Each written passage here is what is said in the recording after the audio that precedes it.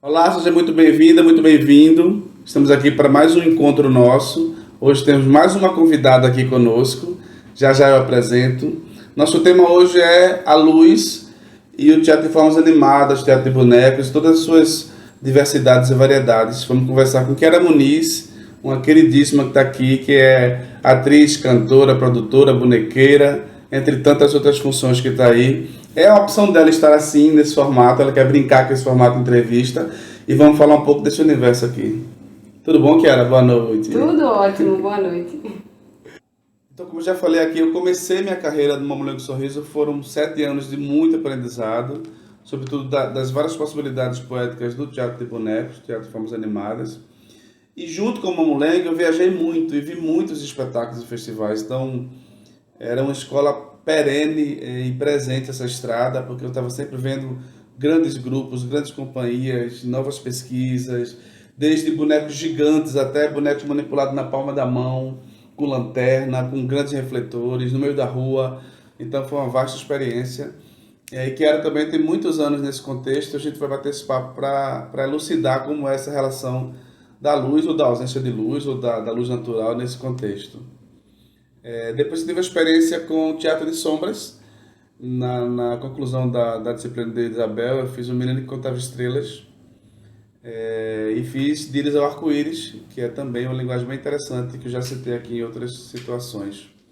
Então, para começar, eu trago só uma contextualização, né, da encenação no teatro de formas animadas, no teatro de animação, que tem uma característica, uma especificidade, que ele tem algo mais, então ele tem alguns elementos a mais, além dos atores e atrizes que ali estão. Que os atores e atrizes podem estar expostos, né, podem estar aparecendo ou escondidos. Então você tem várias possibilidades nesse contexto.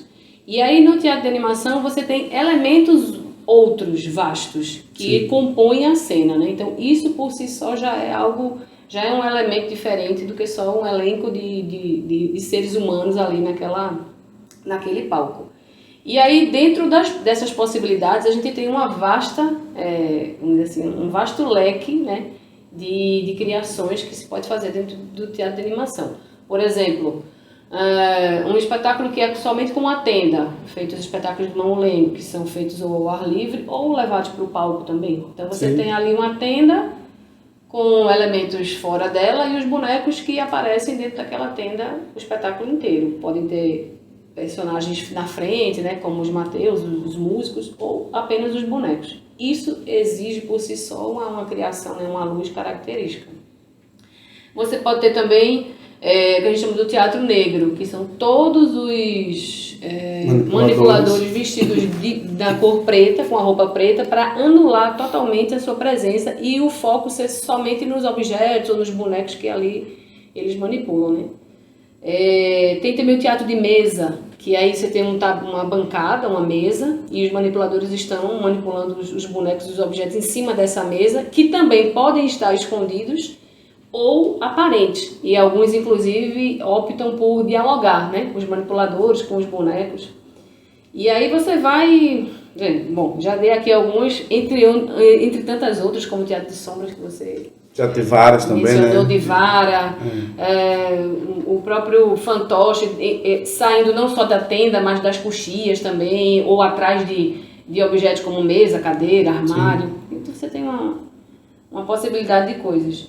E aí eu já trago uma questão aqui para a gente brincar, que, por exemplo, dentre todas essas formas, existe luz específica para cada um? Então, como é que é essa composição dessa luz específica para cada uma dessas formas, por exemplo?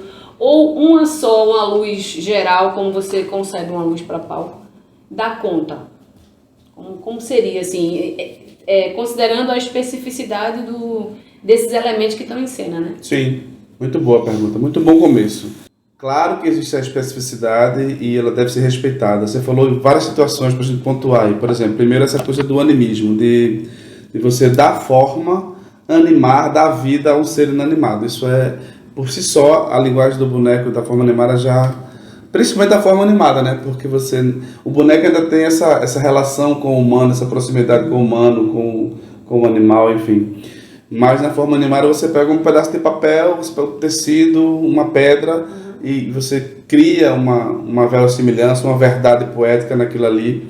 E obviamente a composição da imagem, na composição da imagem a luz está presente. Então essa luz vai ser muito importante nessa composição, nessa possível ilusão ou quebra de ilusão, né? Você pode trabalhar com as duas realidades.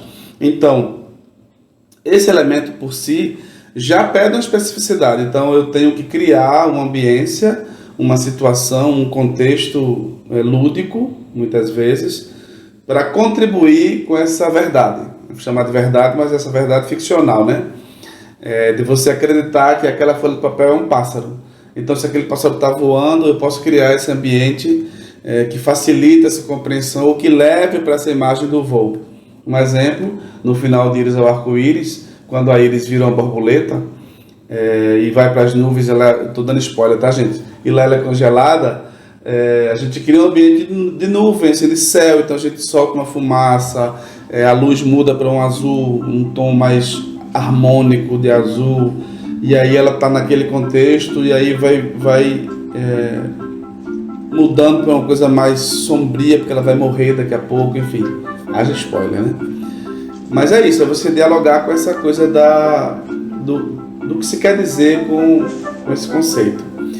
Como são muitas especificidades, por exemplo, essa coisa da relação entre o humano e o boneco se misturarem, seja na tenda tradicional do mamulengo, onde está lá o tocador, né? O banco está lá tocando e o boneco conversa com o banco, e ele levanta aí, a gente tem a dimensão do humano com o boneco ali no mesmo quadro, e a luz pode contribuir para isso também, como um ser misterioso, um ser sobrenatural que aparece, vem o demônio para, né? Então a luz vai contribuir com essa construção imagética desse ser, desse universo desse ser.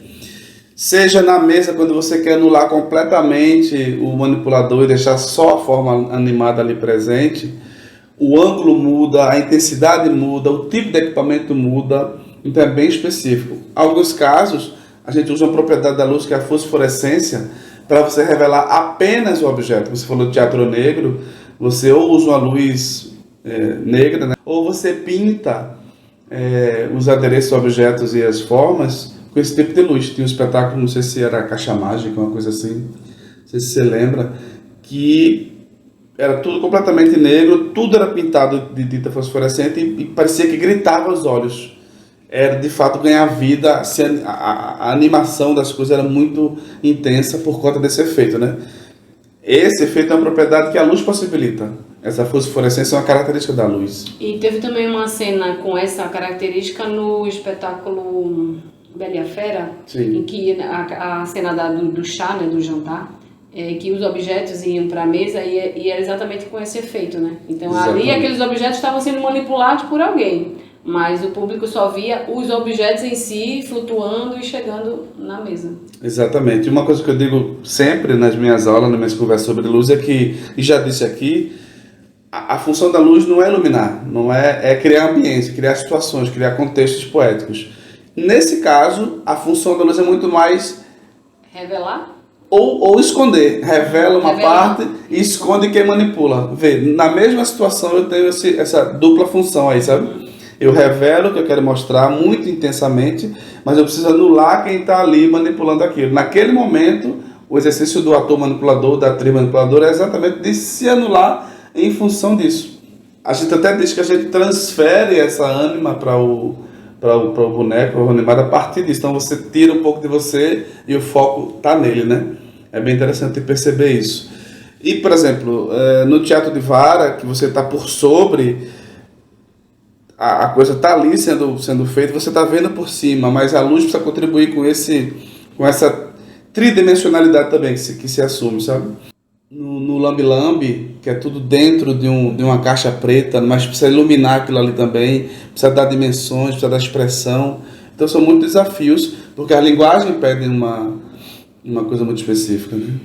Eu queria também te trazer uma outra questão aqui, que tem a ver com essa, que é uma coisa puxa a outra, né? Então a gente falou aqui dessa luz que ilumina, que esconde também, né, tantos elementos como os manipuladores.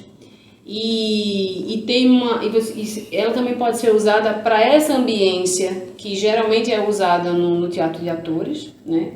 É dia, é noite, né? Então tem uma chuva, tem um vendaval, então a luz junto com o som, junto com os elementos constroem todo esse ambiente.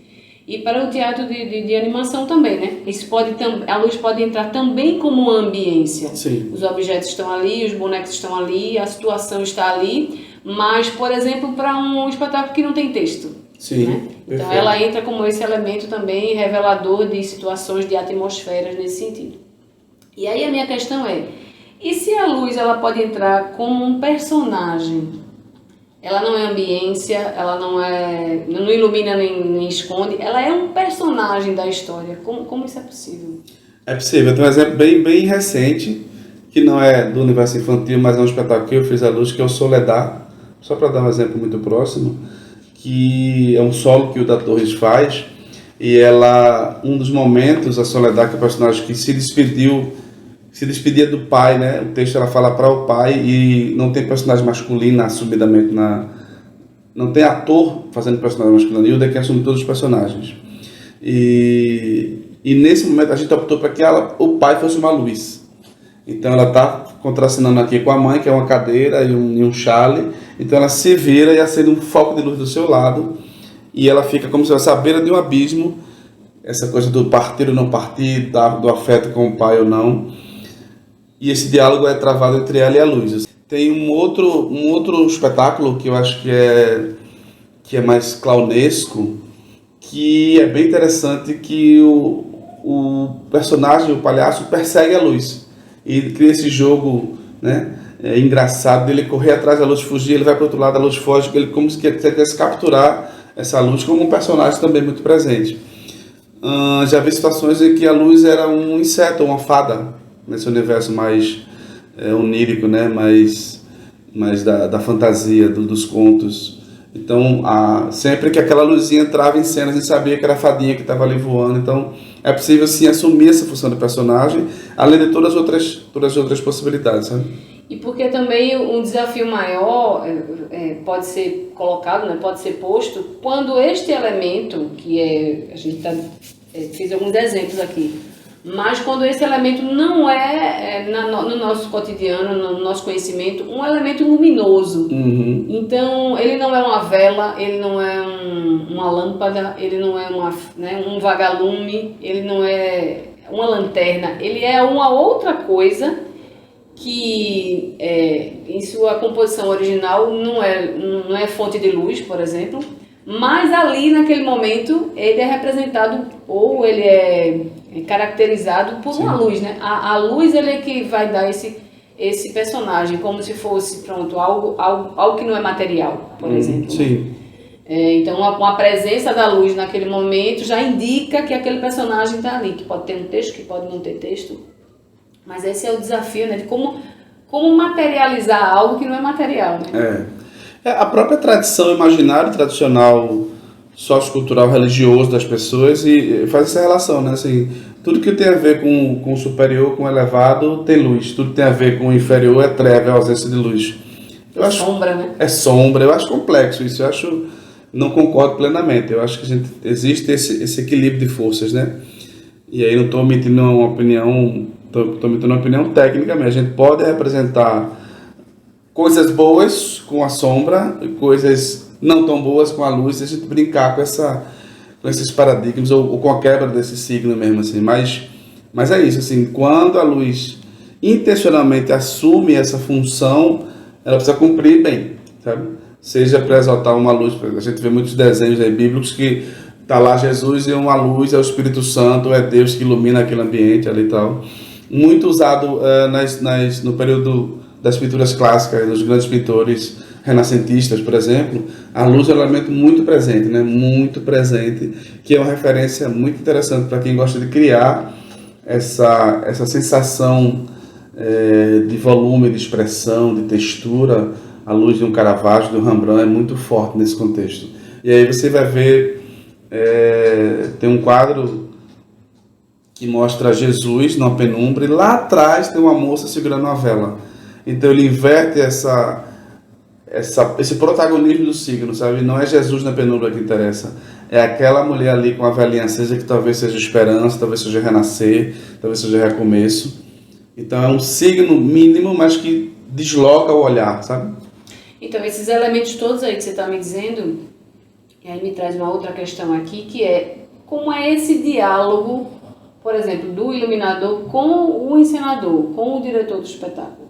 Porque aí, às vezes, tem soluções que o diretor não necessariamente leva para a cena com um objeto, com um elemento, com um boneco, ele vai solucionar de outra forma.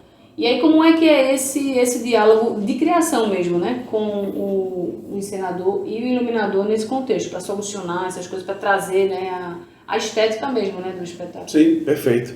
Primeiro, ambos, aliás, todos os profissionais envolvidos na criação vão ter um ponto de partida, que seja um roteiro, um texto, uma ideia, né? E aí vamos conversar com o encenador, com o coreógrafo, com o diretor, para saber, a partir desse ponto inicial, qual o seu conceito, como é que ele lê ou ele relê aquilo ali. Uma coisa é o texto escrito, outra coisa é como que a Ari, como encenadora, vai interpretar, reinterpretar ou recriar esse pensamento, essa palavra. E a partir desse conceito, a gente vai construir esse diálogo que é muito necessário, não só com o diretor e encenador, mas com os outros elementos visuais também. Eu preciso conversar com o cenógrafo, eu preciso conversar com o figurinista, eu preciso conversar com o maquiador, eu preciso conversar com o cara que vai construir os bonecos. Porque a forma geométrica do boneco pode interferir na minha luz, ou eu posso interferir na forma dele. Se ele quer revelar um nariz mais acentuado, eu não posso usar uma luz que esconda esse nariz ou que sombreie esse nariz. Se o figurinista quer um azul intenso, eu não posso colocar um vermelho em cima desse azul, que vai mudar a característica da cor, vai ficar roxo, sabe? Então, desde o processo de criação, e isso é uma conquista, falando de mercado agora, isso é uma conquista que a gente vem tendo de alguns anos para cá, porque antes o iluminador entrava como um técnico, que ele entrava na reta final para botar uma luz ali para acender. Isso é um conceito que ainda se existia há muitos anos atrás, hoje nem tanto. Então a gente conquistou esse lugar de criador, de estar ali junto com o diretor, junto com o elenco, contribuindo com ideias, com sugestões. Cenas se mudam em função da luz, cenas se constrói em função da luz. A luz muda em função das cenas, né? Eu tenho uma ideia na cabeça, mas quando eu vejo a cena, não serve aquilo, eu quero outra situação e eu vou buscar soluções. E como você falou, às vezes o encenador, o diretor tem o que ele quer, mas ele não sabe como resolver. E aí entra o conhecimento técnico específico de qual equipamento, de qual ângulo, de qual cor vai trazer aquela solução que seja bom para todo mundo, né? Você já tocou aí em um assunto que eu ia pedir para você fazer umas considerações, que é exatamente essa utilização de que tipo de material vai ser melhor utilizado e melhor explorado, né, dentro da cena, porque uma luz incidindo num tecido de tal cor vai mudar, ou vai revelar, ou vai manter, enfim. Então, como é essa escolha desses materiais, em diálogo com esses profissionais visuais também, disso, de tecido, de fibra, de material, Sim. se é de plástico, se é de metal, se é de Sim. madeira, qual é a reação de cada um desses elementos em cena, falando especificamente nessa construção, né, do teatro de animação. Por exemplo, um boneco, dependendo de como ele é confeccionado, ele pode ganhar uma dimensão ou outra dentro do espetáculo, né? A partir de uma luz que incide, a partir do movimento que incide nele, uma sombra que faz, Sim. qual é o efeito que quer fazer, uma coisa assustadora, Sim. E aí a sombra cresce, diminui, enfim, mas e falando especificamente dos materiais, né? Como é que é esse uso, essa escolha desses materiais, e se tem algum material específico para isso? Óbvio que vai depender de cada encenação, de cada cena. Sim. Mas fala um pouquinho dos materiais nesse sentido. Acho que tem algumas relações que a gente precisa estabelecer, né? Primeiro, é preciso compreender, a gente já falou algo sobre isso aqui, que é dessa relação de cor-luz e cor-pigmento. São sistemas diferentes e complementares. Então, a cor-luz tem uma matriz RGB, que é a partir das bases, né? As primárias, digamos assim, como a gente aprendia na escola, são o vermelho, o azul e o verde. Então a combinação de todas essas cores, como é um sistema aditivo, vai dar branco, e a ausência das cores vai dar preto. Na cor pigmento é o contrário, você tem outras matizes, o ciano, o yellow e o magenta, né? O amarelo e o magenta. e a junção de todas as cores dá o preto, a ausência das cores dá o branco. Então eu preciso entender essa relação com o figurinista e com o cenógrafo para saber que cor eu somo e como eu quero valorizar aquele determinado equipamento. Então, como eu disse, como são complementares, se a roupa é azul e eu jogar um vermelho, eu vou descaracterizar, vai virar roxo. Se for amarelo e jogar uma luz azul intensa, eu posso transformar em verde, enfim, outra cor. Então eu preciso primeiro entender tecnicamente cada um na sua área e ambos conversarem para ver o efeito que se quer atingir. Pode ser que seja intencional. Cara, eu só tenho dinheiro para fazer uma roupa, mas eu quero que de dia ela seja vermelha, de noite ela seja roxa. Então, com a luz eu posso trazer esse diálogo e essa transformação. Uma outra preocupação é com tons de pele. Eu tenho uma preocupação muito grande com o tom de pele. E aí já abre um pouquinho da minha metodologia aqui. Seja da pele do humano, da pele do boneco, eu tento manter o mais possível a cor natural da pele e brincar com as cores na contraluz. Então eu uso uma correção fria ou quente na luz frontal, uma gelatina, um corretivo chamado CTB, que é muito usado no cinema, que é só uma correção para manutenção do tom frio, que ajuda muito na câmera, por exemplo, ou um CTO, que é uma correção para um tom mais quente, aí para um verão forte, um sertão, você pode utilizar uma coisinha, mas você não descaracteriza a cor. Então também serve isso para o boneco, para o tecido do boneco. Outros elementos são importantes. Translucidez, opacidade. Assim, é preciso saber se o tecido é opaco, se você quer que passe luz. Rebatimento, se vai ter brilho. O brilho é muito ruim.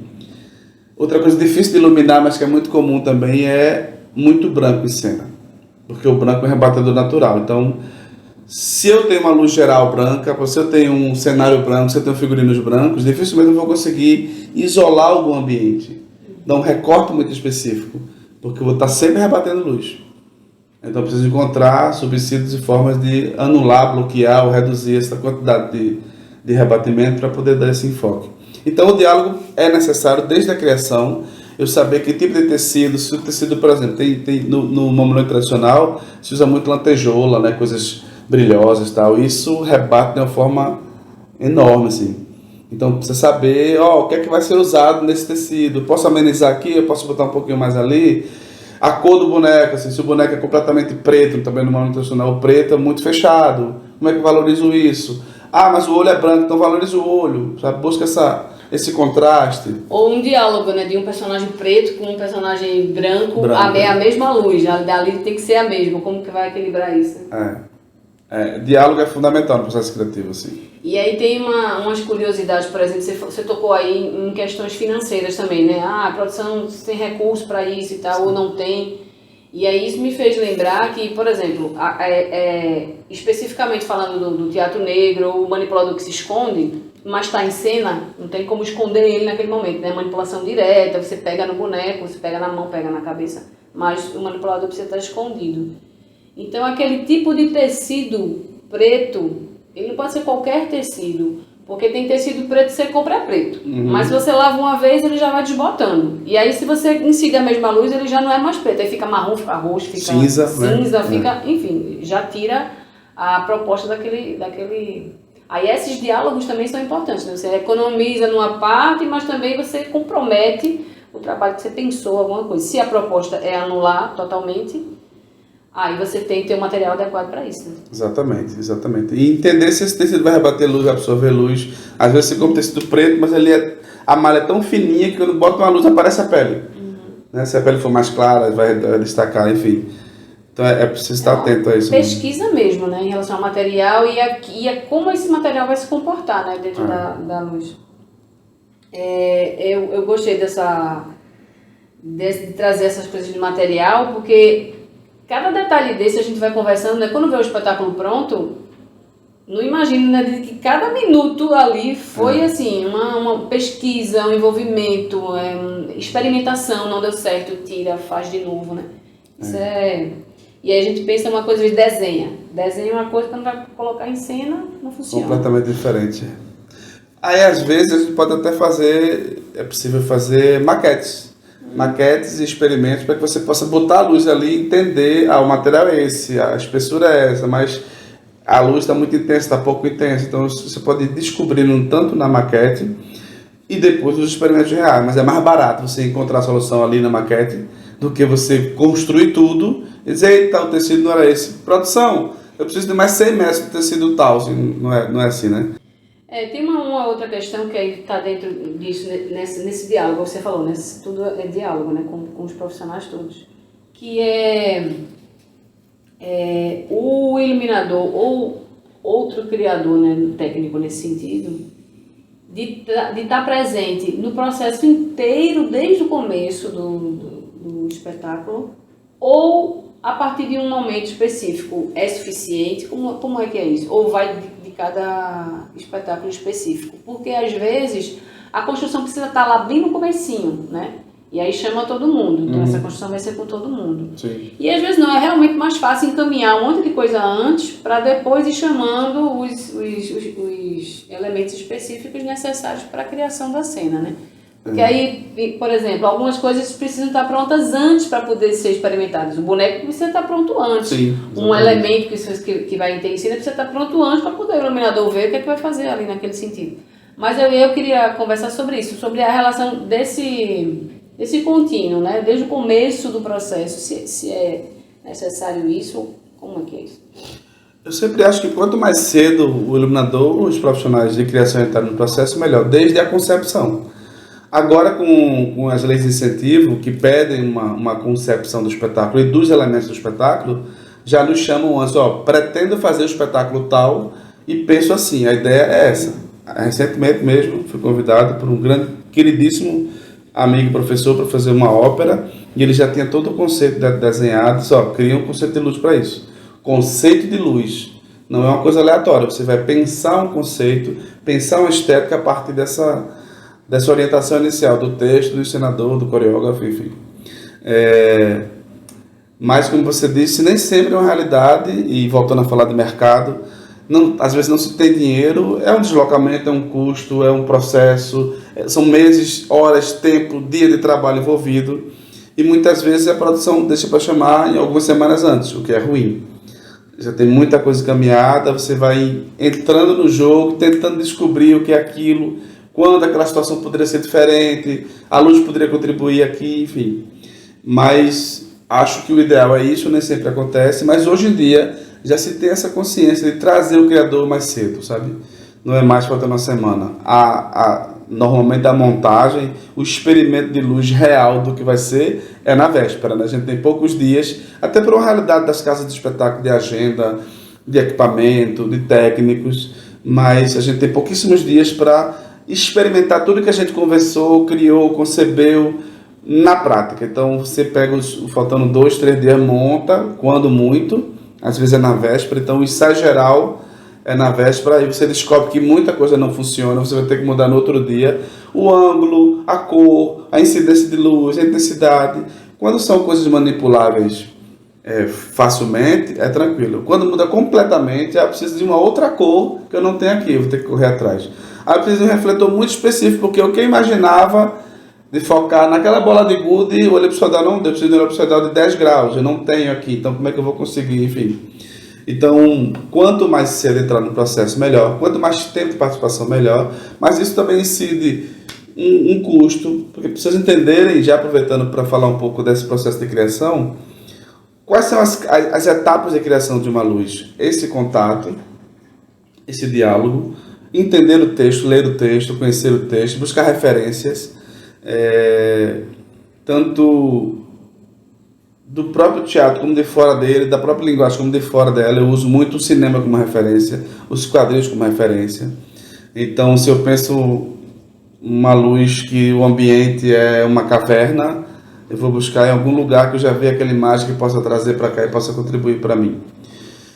Depois de criado isso, eu vou escolher que tipo de equipamentos e vou relacionar os equipamentos e vão me servir. Então, se eu quero um foco mais fechado, eu uso um tipo de equipamento. Se eu quero uma luz mais difusa, eu uso outro tipo de equipamento. Se eu quero uma cor específica, eu vou lá no meu catálogo de corretivos, gelatinas e eu uso aquilo ali. E aí eu vou experimentando na minha cabeça ou com o diretor as situações. A gente coloca isso no papel, no plano de luz, que eu vou mostrar mais adiante. E na etapa de montagem, a gente vai executar esse plano de luz montando naquele espetáculo, naquele teatro específico. Muitas vezes a gente cria uma luz para um teatro, mas o espetáculo precisa circular, precisa viajar, então essa adaptação também é muito presente. Por exemplo, eu criei a luz para um espetáculo que estreou, um espetáculo de dança, que estreou no Luiz Mendonça, no Dom Lindu, que você sabe, quem conhece sabe, tem 20 metros de boca de cena por 20 mais ou menos de profundidade. E esse mesmo espetáculo fez uma temporada no Teatro Arraial, que tem 5, 6 metros de boca por 5, 6 de profundidade. Então, muda completamente. Inclusive, o tipo de equipamento que eu precisei usar não era mais. Eu preciso manter a essência daquele espetáculo, daquela luz, daquele conceito, mas a execução é completamente diferente. E só confirmando, né, essa importância de estar no processo desde o início, até mesmo de experimentar mesmo tecnicamente, né? A gente sabe que vai na escolha de tirar os recursos, esses são os primeiros a sair, né? Mas é tão importante que, às vezes, o próprio movimento mesmo na cena, ele muda completamente com a presença da luz. Sim. Então, as companhias e os grupos estão acostumados a ensaiar dentro de uma sala com a luz dura, uma luz fixa, uma luz de casa normal. E aí, quando chega no teatro, muda tudo. Porque aí tem as dinâmicas da luz, as entradas e saídas, os blackouts, o tempo de você sair de cena, um objeto que você tem que pegar e você não enxerga, porque no ensaio você estava enxergando, mas naquele momento você não está enxergando, porque a luz não tem luz, porque tem, enfim, tudo isso, né? E isso acho que solucionaria se isso estivesse sendo experimentado antes, né? Desde sempre. Mas é como você disse, né? As realidades não são bem essas. Não são. Mas é como é importante, né? Isso tá. Um figurino que chega no dia do espetáculo, Pois você é. está acostumado, seu corpo vai se comportar de forma diferente. Um boneco, você ensaia o tempo todo com a mão, né? E vai botar o boneco na mão, tem toda a acomodação, tem todo o movimento, tem a dor que cansa, tem o peso, tem o levantar, enfim, muda tudo completamente. E você falou uma coisa interessante, quando você se estabelece no palco, tanto espacialmente quanto geograficamente, a luz cria linhas de força de movimento, né? Então, as ações do centro precisam ser iluminadas de um jeito, as ações da extremidade de outro, da extremidade frontal superior, inferior. Então, isso vai criando uma dinâmica para a condução do olhar, que é importante você experimentar isso antes, para saber, de fato, o que acontece, né? Como é que eu vou conduzir esse processo a partir da luz real que vai ser criada para aquela cena. Isso em danças é muito, muito importante. A dança tem como base principal, muitas vezes, o movimento. E aí, dançar junto é importante, né? A gente costuma dizer isso. Dançar com o espetáculo, com os bailarinos e bailarinas é fundamental, porque você entra nessa harmonia de movimento, de ritmo, de compasso. Isso é um aprendizado que eu tive muito com a Compasso, Companhia de Dança, de entender esse jogo da luz nesse contexto de dança também, sabe? Legal. Você já falou sobre isso que eu vou falar agora, mas aí eu trago para a gente abrir mais um pouquinho, que é esse movimento de uns tempos para cá, que é esse iluminador que era somente técnico, ou às vezes era só o executor mesmo, né? Ele não era nem o criador, que ele está sempre fora do palco, então ele está sempre olhando, como um espectador também olha, né? Mas a posição dele é fora, né? Tá às vezes até atrás da plateia, né? Ele tá totalmente fora. E uma outra vertente, que é o iluminador dentro do palco. Eu trago isso porque também já assisti a alguns espetáculos de teatro de animação que só tinha uma pessoa. Então ele era o ator, ele era o técnico de iluminação, ele soltava a música, ele era o manipulador, ele era tudo. Ele abria a cortina, ele fechava a cortina, ele era tudo. Entre outros espetáculos que todo o elenco inteiro fazia tudo também. E então isso já vem, né, da criação também, junto com a estética, não sei se também para minimizar custos ou também para fazer parte, né, daquela composição.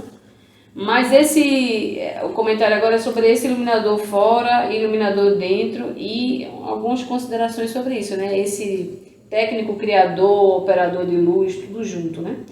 E aí já entrando para esse outro assunto, que é até mesmo por necessidade ou até mesmo por ampliação mesmo de repertório dos artistas, vamos dizer assim, vou chamar de artista, né? Técnico artista, que hoje em dia você tem a mesma pessoa, você tem várias funções. Então, você é um exemplo disso. Você é iluminador, você também é diretor, você é encenador, você é roteirista, você é ator, né? Então você soma todas essas funções. Se você quiser colocar tudo isso numa mesma criação, você pode. E aí, mas já existem também opções de que você não é, eu sou só iluminador, eu sou só ator, eu sou só intérprete. E aí já tem essas possibilidades hoje em todas as áreas, né? Então o cara é bonequeiro, ele é o que confecciona, ele é quem manipula, ele é quem atua, ele é quem dirige, ele é o produtor, ele é tudo. Aí como é que é, né? Essas relações hoje, eu acho que bem mais contemporâneas, né, nossa? Sim. Se a gente for na raiz mesmo dos mestres tradicionais populares, eles faziam isso, né? Ele é o cara que confecciona o boneco lá com a sua faquinha, que pinta, que costura, que cria a história, ou improvisa a história na hora e dialoga lá com o seu tocador, com o seu sanfoneiro. Mas ele faz todos os personagens, de homem e de mulher, todas as vozes. Ele tem uma luzinha que ele mesmo acende ali no interruptor, é massa esse processo, assim. Então é uma escola muito interessante nesse sentido. No Festança, no Mamulengo Sorriso, a mesa eu manipulava som e luz e manipulava os bonecos. Manipulava as pastoras, os maracatus, os pastoris, enfim, os índios. E era interessante, como você mesmo disse, assim, dentro da tenda ficava meu setzinho de luz, apertadinho, luz e som, porque além de mim tinha mais 5 manipuladores. Então, às vezes eu acendia uma luz, soltava o som, calçava o boneco e saia correndo para manipular, sabe? Era uma loucura. Teve um dia, essa situação bem engraçada, que quando eu estava saindo para soltar a outra música já, eu saía com a mão, tirava alguém, o contra-regra tirava essa mão, enquanto eu estava saindo com a outra mão, já estava apertando um botão. E aí tinha fio, né, tem um monte de coisa, eu tropecei no fio e a mesa ia caindo. De imediato, com essa mão eu segurei a mesa e com a mão do boneco eu apertei o botão, né? O boneco saiu de cena para dar o play. Então aconteceu uma situação bem interessante nesse sentido. Mas assim, existe isso sim. Existe por opção estética, às vezes o cara quer mostrar essa coisa da virtuose mesmo, é a opção dele estar ali tocando, manipulando, acendendo, experimentando isso, como é que eu encaixo no meu corpo os instrumentos que eu possa tocar com a mão, com o pé, como é que eu boto uma luz aqui, uma luz aqui, uma luz ali, que eu vou apertar com o pé o interruptor, acender o outro com a cabeça, com a mão. Isso pode ser uma opção mesmo de cada um, pode ser por uma demanda financeira. Eu não tenho dinheiro para contratar iluminador, então eu mesmo vou fazer. Mas a experiência mais interessante nesse sentido foi na Compasso Companhia de Dança, que Raimundo Branco eu faço luz para a Compasso há mais de 20 anos, né? E no último espetáculo, penúltimo espetáculo da companhia, o Três Mulheres um Bordado de Sol, ele perguntou se eu toparia fazer a luz me mexendo um pouco. Eu topei. Eu boto uma lanterna aqui, boto um capacete com a lanterna aqui, e a gente resolve. Aí eu fui mexendo um pouco mais, e ganhei um personagem. O espetáculo fala de Frida Kahlo, Clarice Lispector e Edith Piaf, as 3 mulheres, né? E aí eu comecei a entrar no universo da Frida como um possível Rivera, né? O marido dela ali naquele contexto.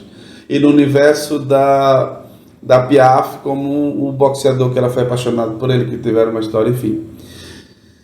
E aí eu fui entrando e ganhando personagem e tal, e no final do espetáculo eu estava dançando e iluminando ao mesmo tempo, a mesa ficava embaixo, eu corria, acendia uma luz, branca acendia a outra, eu voltava, dançava, manipulava os objetos da própria cena. Eu vou mostrar aqui algumas imagens assim. Então isso era muito rico para mim, como iluminador e como performer. E no final da primeira temporada, eu ganhei um prêmio de bailarino revelação, sem nunca ter dançado na vida, sem nunca ter feito uma aula de dança propriamente dita. Mas isso me deu um exemplo de vida incrível, assim, quando você se permite, quando você se possibilita, você consegue atingir o que você quer. E quando a outra pessoa confia no seu potencial, ou vê em você o potencial, você pluraliza aquilo ali de forma muito mais interessante. Então, gratidão aqui, publicamente, Raimundo Branco e a Compasso por essa oportunidade, porque foi um aprendizado incrível, assim, sabe, de manipular e ser personagem, e sair do personagem dialeticamente, sabe? Agora eu estou manipulando a luz, agora eu volto correndo para a cena. Agora eu saio morto e cansado, bebo um gole d'água, acendo a luz e volto correndo para a cena, sabe? Aí carrego um refletor para cá, aí levo um poste para lá. E o elenco também fazia essa manipulação, então era muito orgânico, sabe isso? Inspirado na linguagem de cinema, era uma grande luz geral corrigida e 3 focos de luz que se manipulavam e que ganhavam várias dimensões, inclusive viravam personagens, enfim. Existe essa possibilidade, sim. E cada vez mais está ganhando essa, como você falou, pluralidade, né, de da própria equipe fazer tudo, né? Sim. No sentido de ter, naquele momento, não é uma coisa genérica, assim, eu sei o que eu estou fazendo ali naquele momento. Eu não me formei para aquilo, como você não tinha feito dança nem nada, mas você tá ali, você entrou naquele jogo ali, naquele Sim. momento, né? Mas também não deixa de cumprir a sua função ali como iluminador, como performer também. Sim. E faz parte daquela estética daquele espetáculo, né? E aí eu me lembrei, você falou dos mestres mamulengueiros lá, que era tudo junto, né? E em um dado momento a gente, na cultura popular, isso é muito presente, né? E em um dado momento a gente separa isso tudo, né? Aí depois junta de novo, por exemplo. Também tem uma outra situação, junto com os mestres populares de mamulengo, que é o homem-palco, né? Que vem já de outras heranças, outras épocas, que é isso, é um cara só, que o próprio palco é a roupa dele, né? E aí ele manipula tudo, brinca com tudo, se desloca, né? Ele vai para onde ele quiser e ele que faz tudo. Possivelmente ele também que construía aquilo, né? Ele construía as formas, as coisas. E aí quem utiliza muito isso de fazer várias coisas é o circo também, né? Os próprios performers, eles vão fazendo tudo e lidando com aquilo tudo. Então um pouquinho de manipulação, um pouquinho de mágica, um pouquinho de malabarismo, um pouquinho de performance de corpo. Sim. E aí vai tudo junto nesse sentido, né? Tem uma experiência que tem a ver com esse teatro para infância e juventude e com o circo, que é a linguagem da mágica. Que não é necessariamente apenas para a infância e juventude, como o Mamulengo, a forma animada, também não é apenas para a infância e juventude, é para todas as idades, mas que atinge potencialmente esse público, né? E eu tive algumas experiências de iluminar o espetáculo de mágica com o Rafa Santa Cruz, e é outra linguagem muito específica. A mágica tem o seu mistério, tem as suas peculiaridades que não podem ser reveladas. E a luz revela, muitas vezes, né? Então, o cuidado, o ângulo, a intensidade, era tudo muito cuidado. E aí vou dar algum spoiler aqui, tá? Perdão, Rafa. Assim. Aquele fio não pode aparecer naquele lugar. Aquele equipamento não pode ser visto, sabe? Então, como manipular esse ângulo? Como tirar o brilho daquele fio? Como não revelar uma coisa que está ali, mas você não pode ver? Então isso foi um aprendizado incrível. Quem puder ter essa experiência de iluminar um espetáculo de mágica vai entender não só a linguagem, o mecanismo da mágica, que às vezes para muita gente é frustrante porque quebra a coisa da magia em si, né? Mas como escola, né, de estética é bem interessante, porque da mesma forma que a forma animada tem a sua especificidade, que a dança tem a sua especificidade, a mágica tem um desafio e um compromisso do iluminador de não revelar e não estragar a sopa. E também é legal que é mais uma vez importante estar ensaiando junto, né? Porque aí tem o tempo certo, né? Tem um momento, tem uma deixa que ele dá que você precisa saber, senão não vai funcionar, o truque todo, né? E do boneco a mesma coisa, o jogo do revelar e do esconder, né? Do mesmo jeito, então você tem que estar, esse negócio de ensaiar na véspera e tudo mais. Às vezes dá certo, né? Pela experiência de cada um, mas às vezes é um problema. E o estresse, né? Porque a gente nunca sabe o que vai acontecer, né? Se no outro dia não funcionar... Não funcionar, Tem isso que você vai descobrindo também durante, né? Assim, na temporada vai te maturando, então o espetáculo começa de um jeito, termina de outro, a luz começa de um jeito, termina de outro. Nem termina, né? Se perpetua. Quando termina a temporada é que está começando a se experimentar as coisas. Bom, se deixar a gente passar o dia e a noite aqui conversando, né? Tem muito pano para manga. Vou confessar que a gente é vizinho aqui no sítio, então a gente tá parede com parede aqui, né? Então não tem problema de voltar para casa. Estamos vacinadas e vacinados e testados, eu testei esses dias. Então essa proximidade aqui é permitida, tá tudo sob controle. Mas conversar sobre teatro, sobre luz, sobre forma animada, que é também uma paixão, é muito bom e espero que tenha sido também para vocês um aprendizado, essa troca. A ideia que era dessa oficina workshop é muito mais essa troca de experiência mesmo. Eu não queria chegar aqui e ensinar conceitos e mostrar fórmulas, não é isso. É ampliar o pensamento, o horizonte de quem faz esse teatro para a infância e juventude, de quem pensa a luz, de quem dirige, de quem atua, de quem escreve, né, para essa linguagem tão específica. Então a gente já usou aqui a referência de Marco Camarote, de Marcondes Lima, de pessoas desse universo muito presentes na Fernando Augusto, no Mamulengo Sorriso, né? Estão presentes na nossa construção, na nossa trajetória. Kiara? Eu acho que a gente cumpriu, né? O que a gente veio fazer aqui, porque é muito bacana a gente conversar sobre o que a gente faz, né? Sobre o que a gente gosta também.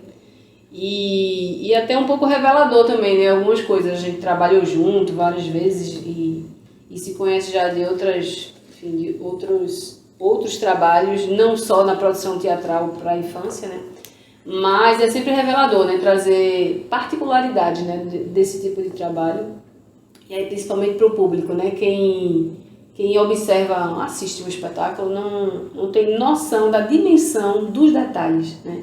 E eu acho que teatro de formas animadas é muito isso, né? Teatro de animação é muito isso. É a construção dos detalhes, né? Para chegar naquilo que se apresenta, né? Sim. Naquela estética visual também. Quanto? É isso. É isso. Obrigado, Kiara. Obrigado. Repito, gente, ela está assim por opção, tá certo? Eu queria que ela estivesse do meu ladinho aqui, mas é a opção dela. Ela disse que é da manipulação, ela é dos bastidores, né? Ela prefere estar assim, apesar de que é cantora também, então vai ter que dar a cara a tapa para cantar. Mas agradeço de coração. Obrigado, Kiara. Obrigada, a gente foi muito legal, a gente ficaria aqui a noite toda. Falta só um café que eu vou fazer daqui a pouco. Obrigado a você por estar aqui conosco e mais um encontro.